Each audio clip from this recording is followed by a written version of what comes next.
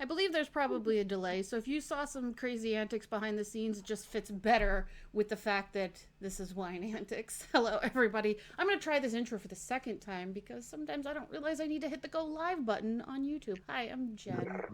I'm a certified wine lover and just somebody that's here to freaking get a drink on because we've had a couple mishaps. We've had a fun pre show and I'm ready to drink. Today's special guest is JVB from JVB Uncorked. That stands for Jim VanBergen. We're going to talk about what belongs in the glass and what belongs in your cellar. And of course, I have my co host with me, who is Stub from Cork Envy, the guy that thinks a camo Dallas hat is a good idea for today. It's draft day. Is it? It's draft day. It's that sport ball thing, isn't it? Yes. LSU's best quarterback gets drafted, and we don't care about the rest of what happens today. I don't know. Yeah, basically. Where Tua goes. People are concerned where Tua goes. Guys care about these things, right? This is a guy thing? Hey, look, it's a large national organization that's doing new hiring for 2021. So it's pretty exciting. So everybody's lined up to try to get a job and play a little foosball? Yeah. They're just doing the new hires right now. College kids who want to make hundreds of millions of dollars. God bless them. So, JVB, while you're introducing yourself, giving the audience a little bit more about who you are, tell us a little bit also about what you're drinking as I'm pouring and making the perfect sound effects for you. Awesome. Well, I am an area wine guru. So not only has my wine blog been in the top 100 wine blogs for the last 10 years consistently, that really doesn't matter. But I'm the guy who grew up knowing way too much about wine. It really wasn't my fault. My dad's business partner in France started teaching me about Burgundy and Bordeaux when I was quite young. And I was too young to know that if I didn't care, I should be rude and tell people I didn't care. So I listened intently, much like you would in school. And suddenly I was the parlor trick. And we'd go to dinner and my dad would go to the waiter and say, give him the wine list. He'll decide. And I would listen to what people were eating, and I would look at the wine list, and I would choose a couple of bottles of wine, and people would be like, holy crap, how does that 8-year-old know about wine? I'm like, I don't know. So, but I've always been the neighborhood wine guy. And when social media came of age, people said, would you please write wine reviews on Facebook so we can see what you're drinking and see what we should be drinking? And then people started to punch me locally. Like, you have to blog. We have to find a way to follow you. Can you please blog?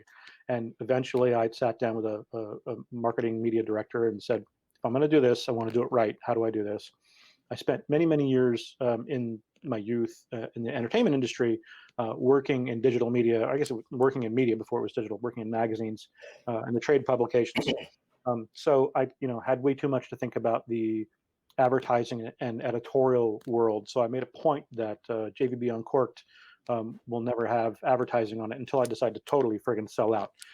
But so I'm always sharing only my opinion. I've got way too many followers. I'm really thankful for the people who care about my opinion and want to know what I'm drinking, what they should be drinking. But I have a couple of really specific groups that I speak to, and I'm fortunate that they listen and they like what I have to say. And I've got a lot of small winemakers that I champion. I'm a big fan of the small winemaker. Not that the big corporate winemakers aren't awesome. They make some great wine, but they don't need my help to try and find their wine lovers. So I love putting together small winemakers with their passionate followers because when you have that relationship, it's awesome. A wine drinker can reach out to the winemaker and they can have a great relationship. You can be buying a case, to a winemaker who slaves, in the vineyard, and in that case sale, it's a huge thing to them. And the relationship with the wine drinker is really personal. So, those kind of moments are a beautiful thing. And so when somebody says, oh, I talked to so-and-so and I couldn't wait to get my allocation, or we went to go visit them, every one of those moments is really special. It's special when it's a huge winemaker, sure, when I met a couple of my heroes who are big corporate winemakers, but also the people where every bottle is an important sale. It means that much more. It's like a child that you love. So it's nice to be in a place where I am. Really fortunate that people care about what I have to say. Hopefully I'm doing a good thing for the wine industry. I love what I do, and I love the people I get to hang out with. I get to hang out with some of the most fun people in the industry, folks like you guys, some great winemakers and some great wine drinkers, and a lot of people in the PR and the wine industry who are hoping to get the good word out about what we should be drinking. What I have in my glass tonight. I was going to say, don't forget about that. This is the Sharecroppers 2018 Pinot Noir from Washington State. Ooh, a Pinot from Washington. It is. Never. No way. And I was going to hang on to this, and I'm planning on doing a Pinot tasting for the industry. I was hoping to do it middle of April, but I've got about a case and a half of some really cool Pinots from around the world, and this is one of my standbys. But I went into the cellar to go pull a couple of bottles and go, let's talk about some things tonight that should be in the cellar. And this is sitting there on the list of things that I wanted to age, for more than 5 years. And I was like, well, not going to be 5. It's going to be 2. I'm pulling it. I don't normally pull things out of my cellar to drink them early, but I thought that Wine Antics would be the right time and right place to break that rule. So, cheers. Here's to you. Congratulations to Sharecroppers. This is a delicious Pinot, rare Pinot. All right. JVB is the best at teasing people. He's very kind and very sharing, as I've mentioned in the description, but he does talk very favorably and very widely about his cellar, and makes many people jealous at conferences we go to. And that's one of the reasons why I wanted to bring him on today and talk about this topic. We've actually been talking about having a discussion about this topic for probably 2 years, honestly. Just we wanted to all be together, but you know what, there's no time like the present to be virtual with your friends. Stub, what are you drinking tonight? So I kind of went, should it be in cellar, should it be in a glass? I went with a wine that, gosh, I don't know how long ago I bought this, to be honest with you, but it's the 2005 Valhalla Valkyrie wine. These folks are in the North Fork of Roanoke, Virginia, so down in Southwest Virginia. It's 2005. Figured let's open it and see what happened. I think I opened a 2007 of this same wine. I say same wine. It's a blend. It's so it's a little different every year, but opened in 2007 a couple weeks back, and I was like, all right, this is still good, but I'm glad I opened it. So I just decided to open this 2005 today. So that's what I'm doing, and I'm kind of glad I did.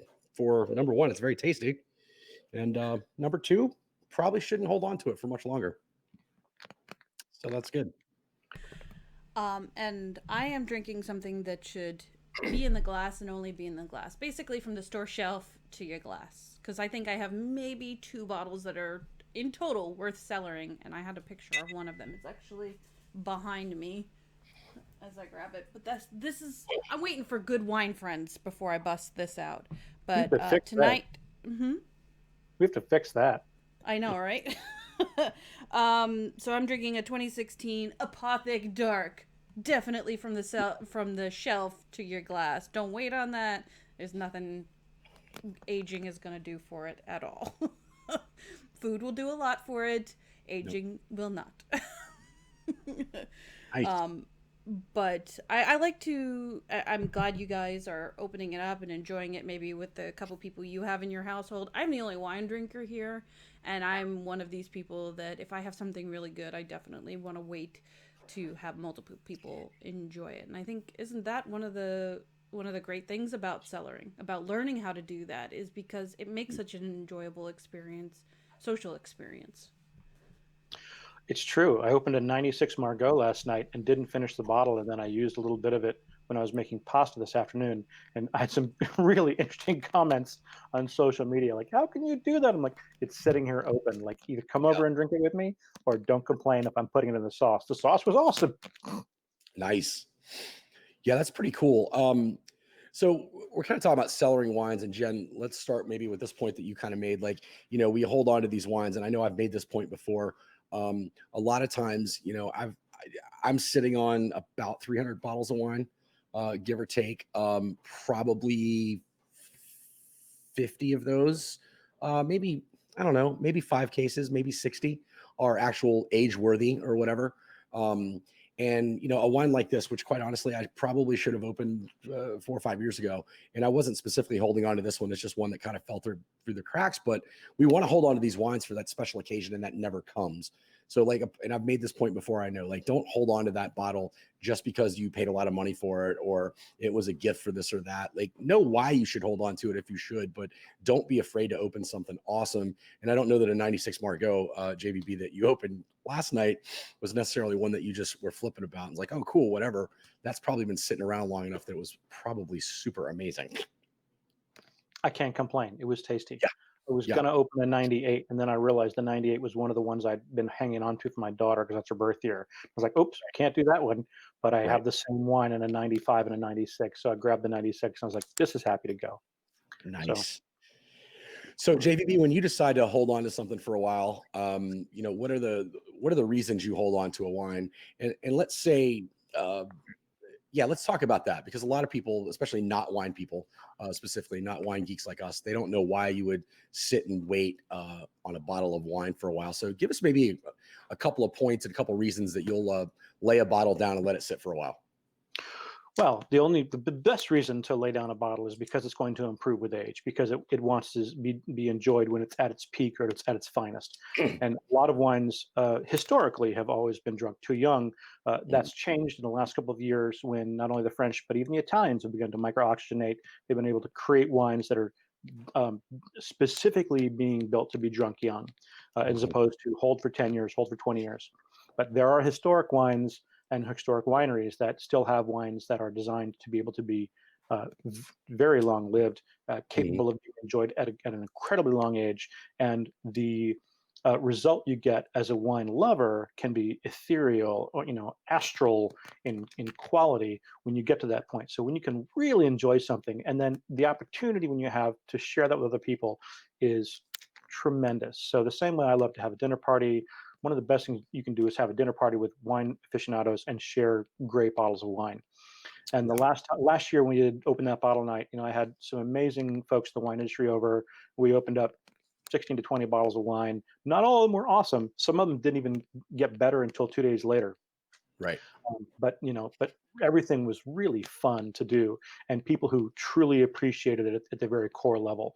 And that was a super special night. It was just an open that bottle night party, Mhm. but I'm thinking about it, 15 months later, going, man, that was awesome. And I've had people from that party reach out to me, and some people who couldn't make it to that party going, damn, I wish I'd been there. I saw some of their pictures on social media. I would have loved that. And I told her, it's Nice. like, we had a good time. Do you find even when you open a bottle that you feel like either, you know, wasn't at its best spot or maybe it passed its prime a little bit because for whatever reason, do you find that you enjoy opening those bottles as well, just for your kind of education of the entire thing? Very much so. And because I've had the opportunity in my life to drink a lot of young wine and a lot of middle-aged wine, that even when I drink a bottle that is past its prime, I still appreciate where it's been, what it was. The same way that as we get older, we appreciate music that might not have been our generations, or history that might not have been important to us growing up. You have a different appreciation for its time, what was going on at that time period, and how that wine drank at its best. I'll think about, when is the last time I drank this bottle? How was it then? Mhm. The wine expert might have said this is going to be showing its best in 2012. How did it look in 2020? Yeah. And it's funny when you drink a bottle and it's past its prime, you're like, well, yeah, but it's still enjoyable, or the fruit's Yeah. gone and I'm missing it, but this is super fun to be able to drink this. And I have a section of my cellar which is bottles like that I'm like, these are actually past, but I'm waiting to enjoy them with somebody else. We can open them up and go, are they drinkable, are Yeah. they garbage? Yeah.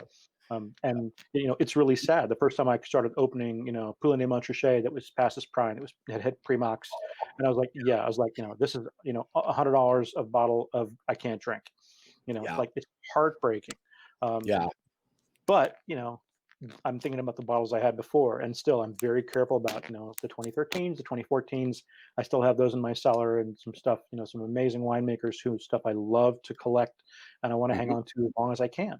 But you can enjoy them young, but I Yeah. still I want to hang on to them for at least 5 years. So that's one of my things is the whole thing about the cellar. It's got to be dark, it's got to be cold, it's got to have the right amount of humidity. You know, and one of my big things is I want to be able to hold it for 5 years. If it's going in my cellar, it should be there for 5 years. I have two wine storage areas in my house where I've got 50, 60 cases that are for 3 years and under, and that's basically cardboard boxes in Mhm. cold places in my basement, right? Places Right. that stay in the mid 60s, and that's where wine just comes to rest before it gets reviewed usually. Mm. Right. Yep. So I have So to ask because I know very little about cellaring, and I haven't put in the due diligence of it honestly because it's a whole I would say rabbit hole to go down, and mhm. it can be regional based, it can be AVA based, or down to the pedigree of an area. What are some of the resources that you find give you a good indication of when something is ready to drink? Because I'm always interested to know who's the authority for different regions, and how do you know when your wine is ready to drink? Well, you start off with who the winemaker is and what style of wine are they making. So is the wine designed to be ageless? So I'm gonna give you an example of a couple things that are in my cellar, right? So this is a I like show and tell 2015 time. this is a 2015 JJ Prume, right? This has been in Mhm. my cellar for 3 years, and I don't expect to open this bottle for a couple more. So I opened Mhm. one bottle of my case last year in 2019, way too young. This Mhm. should easily be able to last 20 to 30 years. Prume is one of the top Riesling manufacturers, an amazing winemaker. I've got a 77 in my cellar that I'm waiting for the right group of people to open. Uh, and I've had a couple of some of those early wines from him that have been really tremendous to drink. And they get, man, the quality of an aged Riesling, especially something that's made by a master craftsman, so beautiful. You get some of the uh, really unusual notes that you get from an aged Riesling. Not gasoline, but there's a certain quality. It's escaping my mind right now. Petrol. Um, thank you. But the Yeah. the petrol note that sits there on the back. Thank you. Um, Yeah. and it's just, yeah, beautiful. But the sweetness is gone. It's huge minerality. It's really enjoyable to drink and so much fun to share. There Yes. are other wines that are really ageless and timeless that are designed to be able to last forever, and Vin is one of them.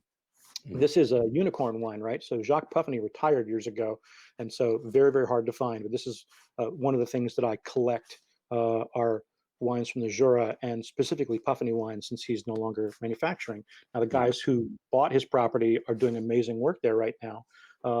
But since these are so hard to find, the other part of it is that since they basically are um, a cooked wine as part of their quality. They're Mhm. kind of kept like in a barn. They get hot and they have a sherry-esque quality to them. Yep. They can really last forever.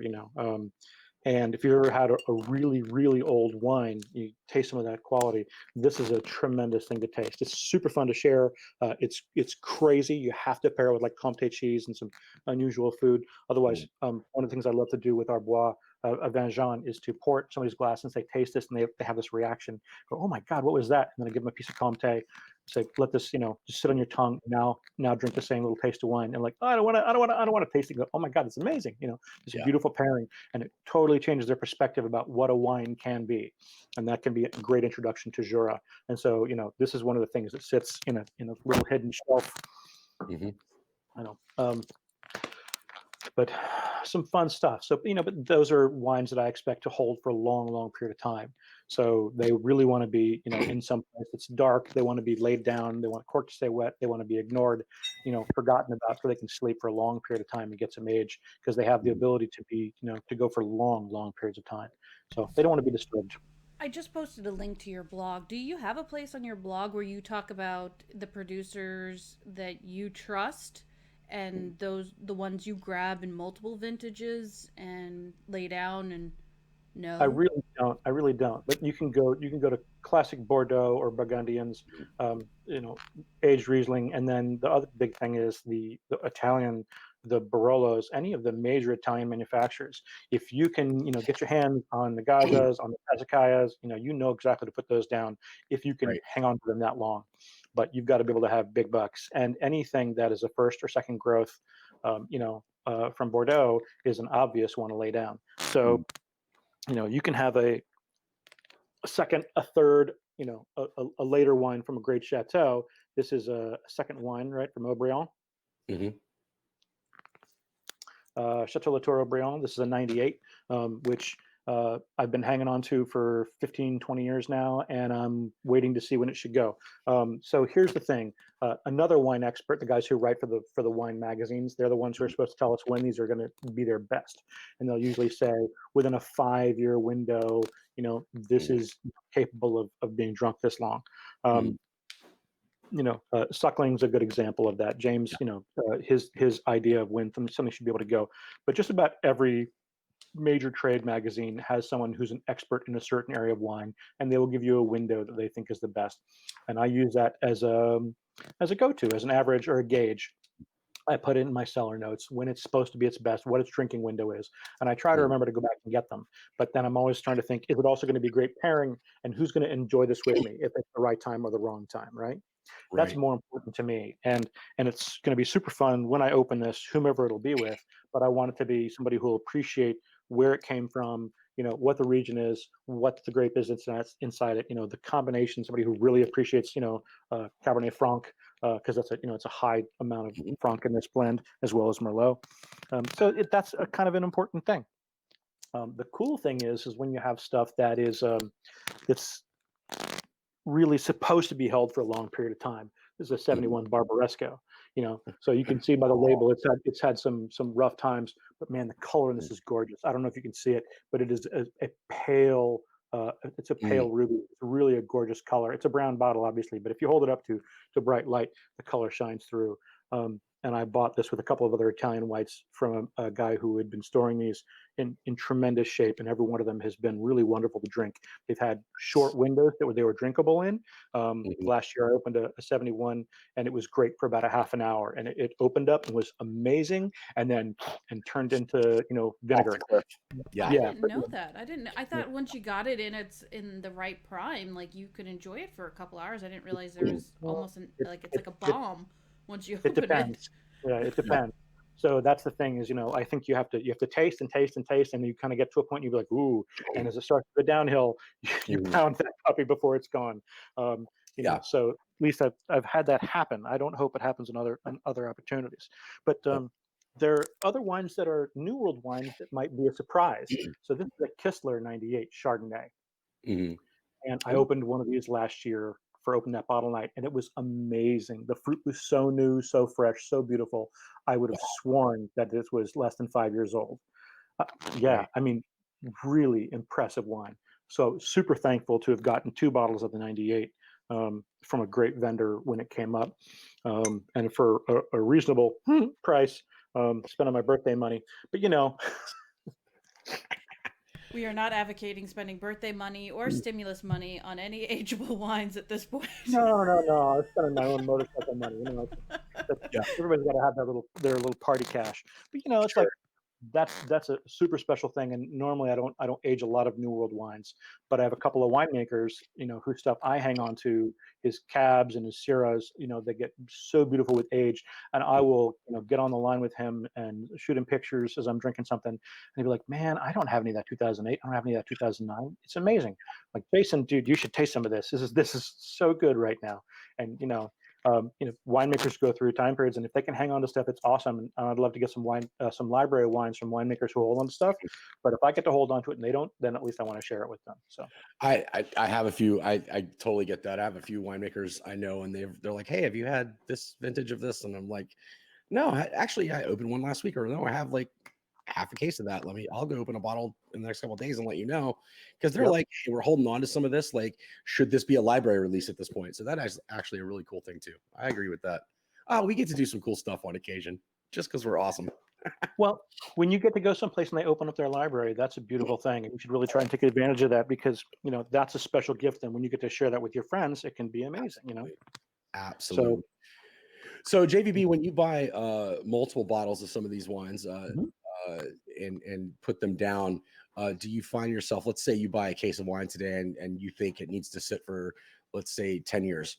Do you find yourself going and opening a bottle because you have multiples to kind of test how you think it's aging along in the cellar Oh until you yeah. get to the end and you're like, oh, I've only got two more of these bottles left. And how fun is that though? Well, Experiencing that it's yourself? amazing. If it's a New World wine, I'll probably only let it rest for a year before I open a bottle if I buy a case. If it's an Mhm. Old World wine, it'll probably be 3 years, just because my relationship with France and Italy is that I have the respect that it really shouldn't be drunk young.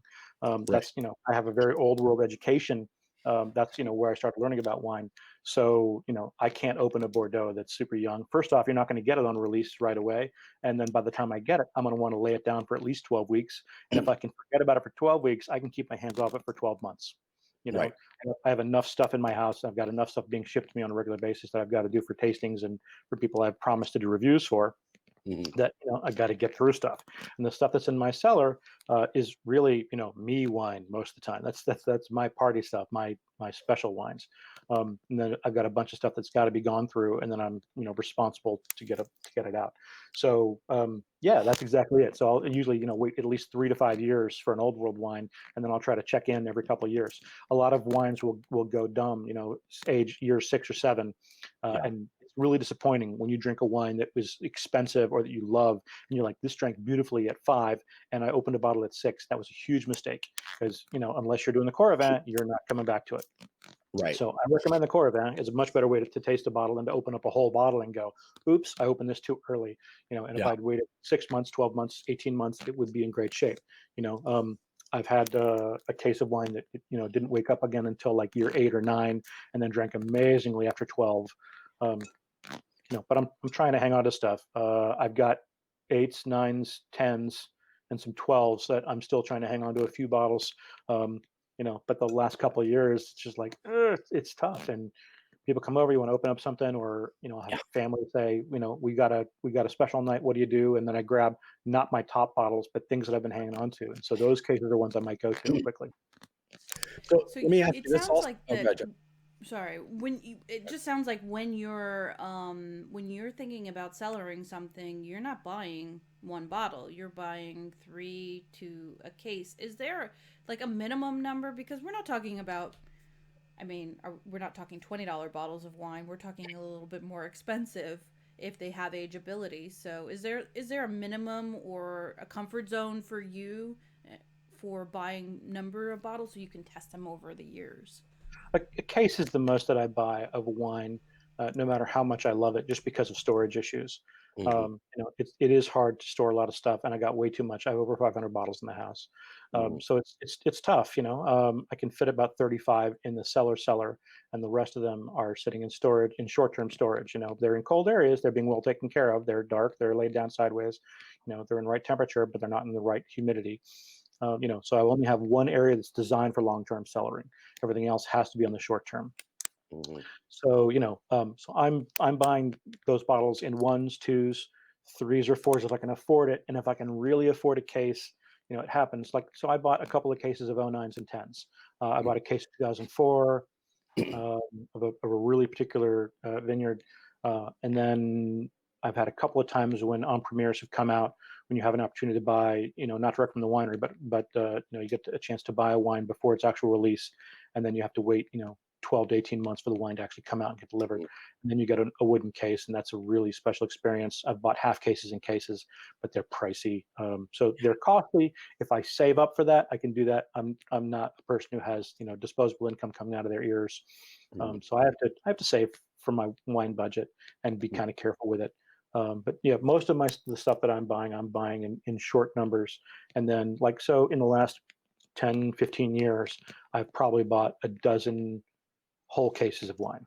Hmm. Now, for somebody who drinks wine every night, that's easy. Yeah. But I end up having more wine because I have so much that's shipped to me from manufacturers and from um, marketing companies to review. So I end up drinking, tasting a lot more wine than I would want to if I was just choosing my own stuff to drink. But the bonus is I get to taste amazing wines from around the world, meet some tremendous winemakers, taste some tremendous grapes, and it's a beautiful thing. I'm educated constantly. I get to educate people constantly. And so it's a big win-win. I enjoy it. It's a huge passion for me. And I love teaching other people about new wines, new wineries, new bottles, things that they would enjoy. So introducing people to things that they'll love is super cool. One of the questions from over on YouTube is: are you drinking any large formats, like larger bottles? Do you cellar them? Are they cellarable? They are cellarable. They last better than a 750, a 1.5 or larger, but they're hard to cellar. So I have a whole section in my cellar which is shelves, and the bottom shelf is for large format. I started off buying more large format, and I found I don't drink them as often. So most of the time when I pull them out, it would either be a big party like a Super Bowl party. Super Bowl party is a great place for large format, except it's not the same people who are going to really enjoy that wine. So the problem is when I really want to share those wines, I would normally be flying out to see, to go to a wine party with you guys to Texas, to California, and they're very hard to fly with.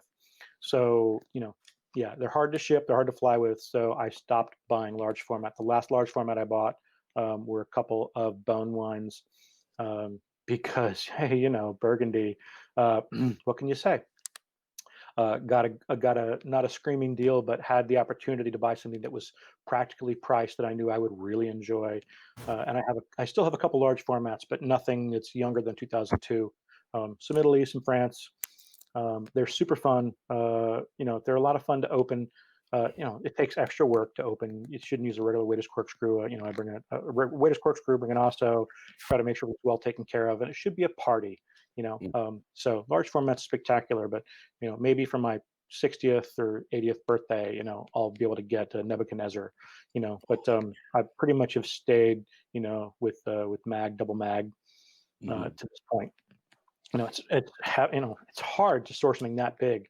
Where do you put it? I don't have a huge cellar. I wish I had a bigger Oh, cellar. that's what she said.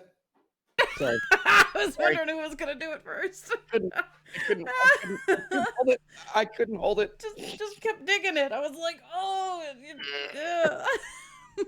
Size queen. That was a good break in and just having a little bit of fun for sure. Did you have another question, Stub? Because we're getting close to wrap up time.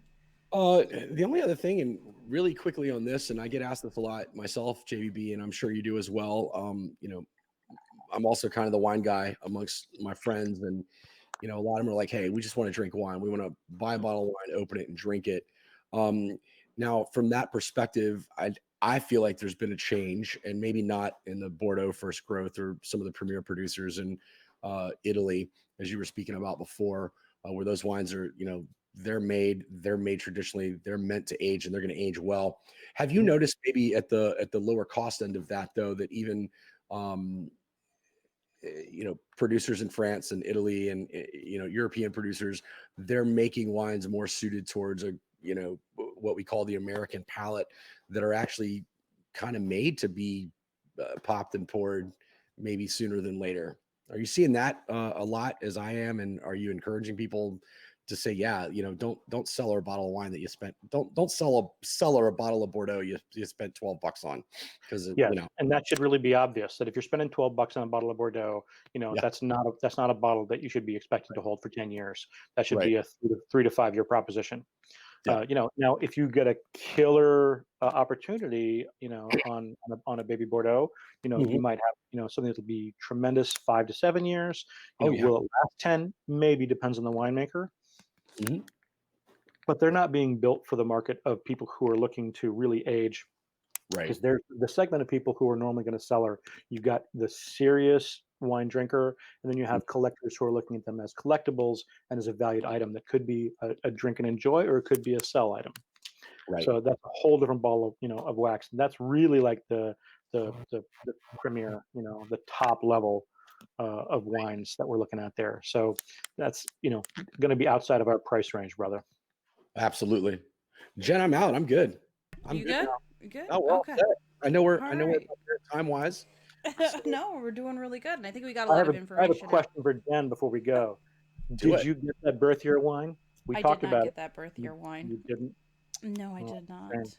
I'm still looking at it because I turned 40 in some time, and I'm looking for something to really enjoy for that milestone of mine. So I didn't really realize birth year wines were a thing until about 3 years ago. I just didn't. Yeah. I didn't think about it. So yeah, I'm still on the lookout for it. It was $60 was just it was a little bit at that time, as that student thing and commitment of $60 to a bottle of wine. It's just a little much. A little Well, you much. never know. There might be pandemic pricing. You might do better on it. Of course, that may be True. money that's not able to be spent if we're, doing pandemic living. So, it's something to think about. All right. Thanks for putting me on the spot, JVB. I'm going to turn around and put you on the spot. As I'd like to do with many other guests, I'd like to give them the opportunity for any final thoughts, any plugs, any promos, any key takeaways you want to throw at the audience about cellaring. If you are a wine lover, then you're really serious about wine. You owe it to yourself to try hanging on to something that you would hold longer than you might expect and see how it do. If you can get multiple bottles and really be able to enjoy it, it just takes wine loving to the next level. So this is nothing really special about Bel Air Grange and 86. That is really just fun to drink with people who want to be able to have a special wine. It was not a super expensive wine, and sometimes having something with a little age, you can raise the bar.